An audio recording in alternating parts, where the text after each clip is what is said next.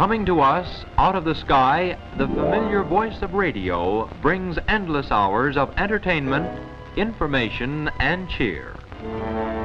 In every home, its magic moments are an indispensable part of daily life.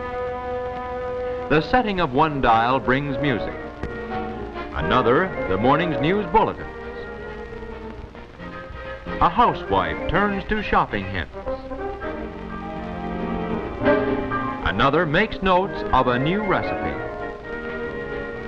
A man gets the day's market trends or latest sports reports. Or a shut-in smiles and relaxes to that morning word of cheer.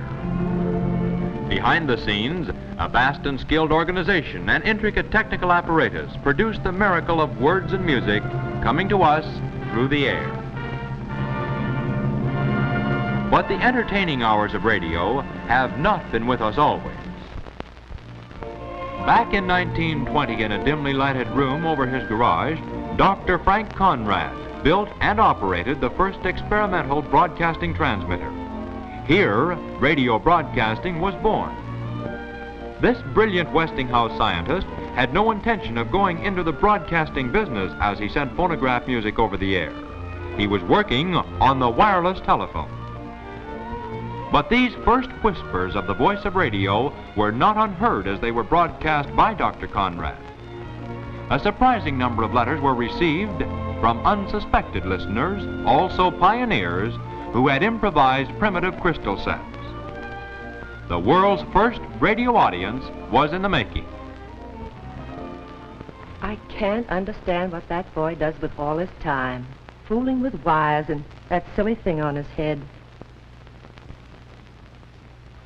Mom, Dad, come quick. Dad, quick, listen, there's music on the air.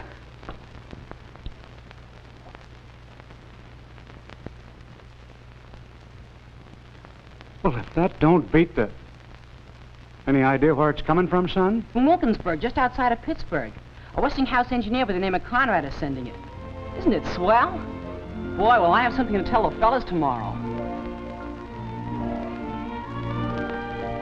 Encouraged by the interest which his experiments had awakened among his unseen audience, Dr. Conrad expanded his work in the little laboratory over the garage. One night in the basement of a Pittsburgh department store, a clerk was listening. More people knew about these programs. Perhaps there'd be more wireless parts sold. That's an idea. The result of that idea was the first newspaper advertisement to promote the sale of wireless parts. And from that advertisement, one man caught a vision. That man was H.P. Davis, Vice President of Westinghouse, soon to be known as the father of radio broadcasting. Then we are agreed, gentlemen, that the possibilities of wireless go far beyond its use in private communication. That we will establish a system of mass communication with regular programs in the public interest, news, weather reports, music, speeches, all manner of entertainment we will send over the air. We will establish a great new public institution. We'll call it broadcasting. A bold and pioneering decision that was, and the result was immediate action. In less than 1 month, radio station KDKA was on the air, bringing to a few hundred people, practically all of whom had built their own receiving sets, the world's first scheduled broadcast. We are bringing you early election returns. North Atlantic states give a substantial lead to Warren Harding over James Cox. Almost overnight, radio graduated from a hobby to a national institution. Receivers with tubes began to replace the homemade crystal sets. And when there weren't enough earphones to go around, Mother's mixing bowl came in handy as a loudspeaker. Yes, regular programs did create a widespread desire for radio sets. So much so, in fact, that manufacturers couldn't meet demands. People began to expect interesting programs on the air. Radio broadcasting became an industry which kept pace with the trend of the times. Westinghouse pioneered this growth of radio, beginning with the first broadcasting station KDKA. As more service through radio became practical, Westinghouse added other stations. WBZ Boston, KYW Philadelphia, WBZA Springfield, WOWO Fort Wayne, KEX Portland, WBOS International Shortwave Station at Boston. Broadcasting swept the country until by the middle 20s, over 500 stations crowded the radio map. Everywhere, the voice of radio began to fill the air. In the city, on the farm, in school, country stores, city workshops and offices, and even automobiles, bringing entertainment, news and culture to all who cared to listen. In the early days of broadcasting, few people realized what a fine art radio was to become, or what an influence it was destined to wield upon mankind. With the inception of broadcasting as an industry, the enormous cost of keeping entertaining and informative programs on the air presented a problem, for there was no income. Then one day, someone realized that radio had great value as an advertising medium. Station operators learned they could sell time on the air to commercial companies, who in turn sponsored fine programs of various kinds to advertise their products to those who listened. Business turned to radio because people listened and bought little things and big things, all the things people need and need to know about before they buy. Increased sales also brought lower prices, along with more work and more wages. Thus, the service of radio to our economic life was developed. Today, there are more than 1,000 radio stations broadcasting in the same ether. But there are only a limited number of frequencies or pathways through the air to carry all these programs. To keep them from interfering with each other, the government groups all radio stations into certain classifications.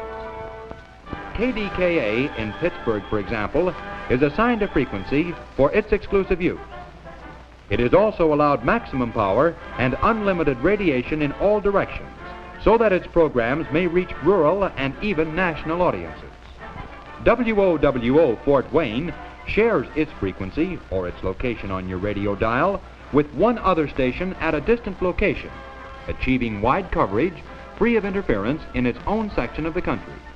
Other types of stations, such as KEX Portland, provide concentrated coverage of a single city or local area. In certain cases, to provide better coverage of the service area or to avoid interference, a special kind of directional antenna is used.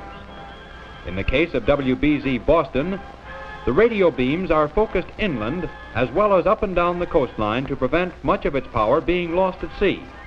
And at KYW in Philadelphia, still another kind of pattern covers the service area. The radiation is directed in this manner. Still other programs are beamed to the far corners of the earth by shortwave broadcast. This type of service had its start with the issuing of the first shortwave broadcast license to Westinghouse in 1922. With its unique system of directional antennae, WBOS of Boston, for example, can direct its powerful shortwave voice as desired.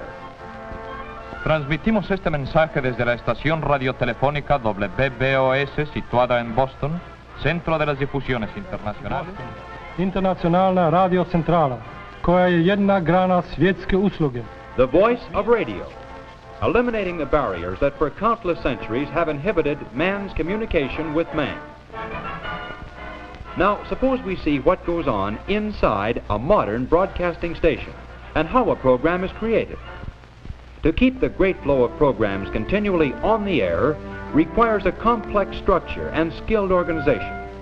The average station broadcasts about 19 hours each day, from before dawn until after midnight. And every minute of that time, there must be some program going out to the unseen audience. Dramatic and variety programs must be created or adapted to radio. For these programs, performers must be carefully selected, and the programs rehearsed over and over. The dialogue must be smooth, the pace right, dramatic peaks or laughs properly spaced. and the whole thing timed to the split second, for there's no second chance in radio. Special or arranged music has to be rehearsed, timed and fitted to the theme and action of each dramatic or variety program. Sound effects also play an important role in radio and are worked out to convey a sense of realism to the listening audience. Let's see how this is done. Say, Mr. Soundman, how would you get a big crowd into the studio in a hurry?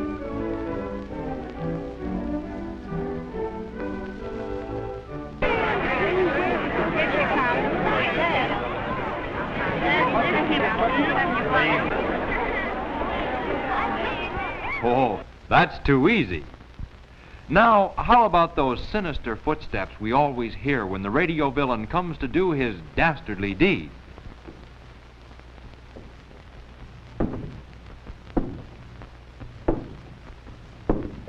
Oh, that gives me the chills. Have you got a good storm up your sleeve to go with it?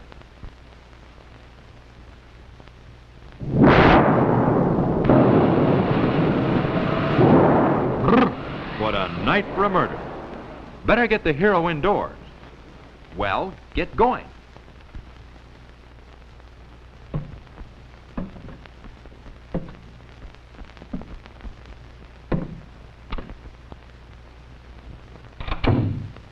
Now, how about a nice crackling fire in the fireplace?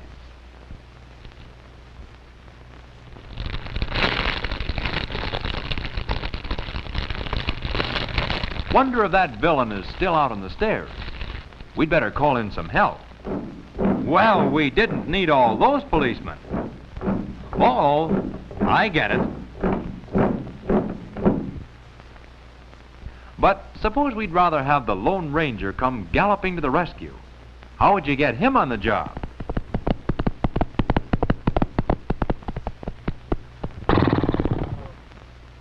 Say, you sound effects men are a bunch of fakers. But wait a minute. Supposing the story calls for the sound of breaking glass. What would you do about that? Well, well, stumped you at last. You can imitate storms and galloping horses, but you can't imitate a simple sound like, hey, look out. Well, I asked for it. Putting a studio program on the air requires perfect coordination of actors, production staff, and studio technicians. A switch is flipped, a dial is turned, and on the exact second, the show is on the air. During rehearsals, this show was tailored and trimmed to fit exactly within the allotted time. And it's up to the production staff to see that this schedule is maintained. And you, the audience, for whom this show was written, rehearsed, and broadcast, will vote for or against it by tuning the program in or switching it off. While some programs may require weeks of preparations, others must be prepared in a matter of seconds. In rooms like this, news pours in from the far reaches of the globe. Over great worldwide news services come bulletins, flashes, follow-up stories from everywhere. News that is carefully edited to bulletin form so that it reaches its audience quickly and concisely. Here is a new form of journalism that radio itself has created. History in the making, brought to the ears of a nation in the shortest possible time. The ringing bell heralds an important news flash.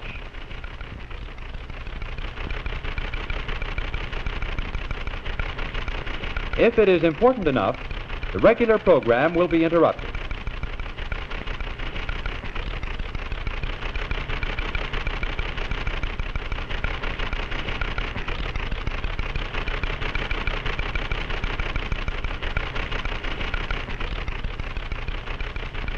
We interrupt this program to bring you a special bulletin from the Emergency Flood Control Headquarters. Flood waters have reached a new high in the southern area. All families are advised... Thus, the radio listener is never more than a few seconds removed from the news as it happens. Service such as this is only a part of radio station activity. network programs may originate in New York, Pittsburgh, Hollywood, or anywhere. Or they may be on-the-spot broadcasts where great events are in the making. Such programs are received over special wires and are handled at this master control desk, which is the nerve center of the radio station. To put any radio program on the air requires far more than just the familiar microphone. Suppose we step behind the scenes and see just how this is done. The microphone responds to the vibrations of sound waves that strike it, converting those vibrations into similar vibrations of electrical energy called an audio wave. This wave travels over wires to the studio control room, where, if we could see it, it might look something like this. Not yet strong enough to do its job, it is amplified or strengthened until it is this size. But it still has a long way to go before reaching your home radio. So let's follow this wave on its amazing journey.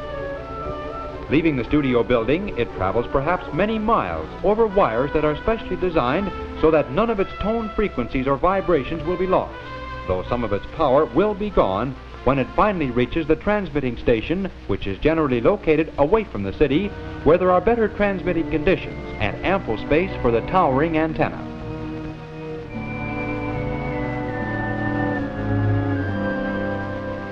Now let's get back to our audio wave.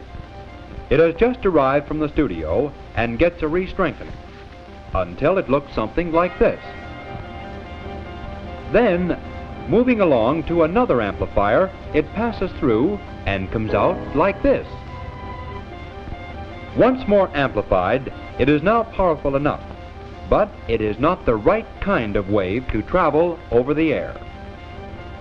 So, over here, in what is known as a crystal oscillator, another wave is generated. A high-speed wave having millions of vibrations per second. It would look something like this if we could see it. This wave, however, also must be strengthened. So on it goes into other amplifiers, where it comes out a strong, far-reaching carrier wave capable of transporting a program round the world in 1/7 of a second. This wave is ready for the air except for one thing. It has no program on it. You wouldn't hear anything if we were to broadcast just a plain carrier wave.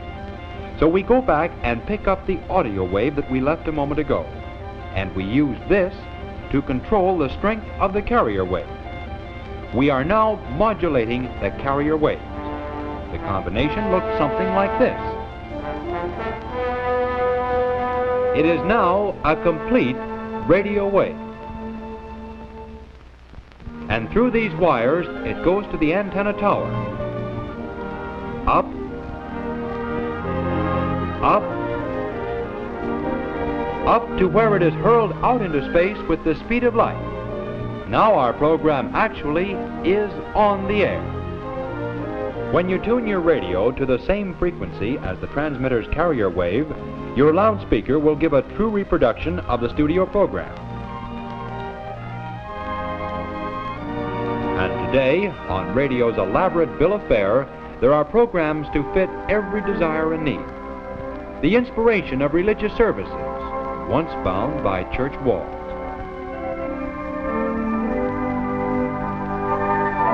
Great opera and music, once the privilege of only the fortunate few.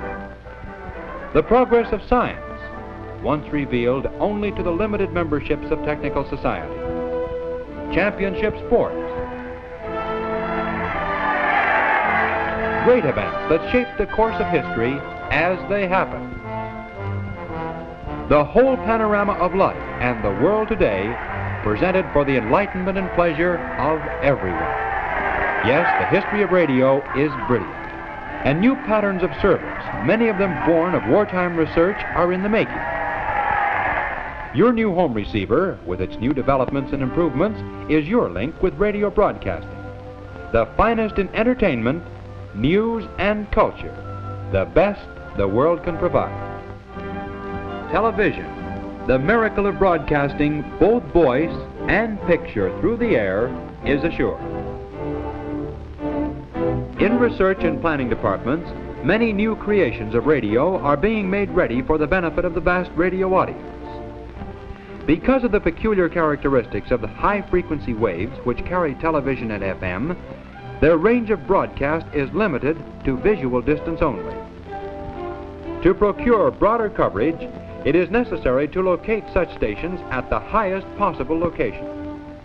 To carry these new type programs for long distances and to approach the coverage now available through standard broadcasts, it is necessary to install many relay or booster stations also located at high locations. Such multiple relay, however, presents distortion problems and losses. As a great contribution to the faithful reception of these services, Westinghouse engineers have developed a system for broadcasting frequency modulation and television called Stratovision. This provides for several large airborne broadcast stations flying at a height of 6 miles above the Earth. By this system, each plane would be equipped with several television and frequency modulation broadcasting transmitters, providing for greater and more faithful reproduction.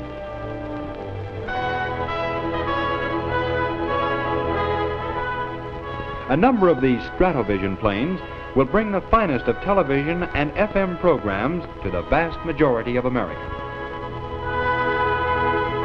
Yes, radio broadcasting has come a long way since the days of Dr. Conrad. As each radio day brings information, entertainment, and education into your home, science continues to reach into the future, planning and developing new services that will make your home the center of the universe, so that the whole wide world of pictures, colors, and sounds will be as close to you as your radio.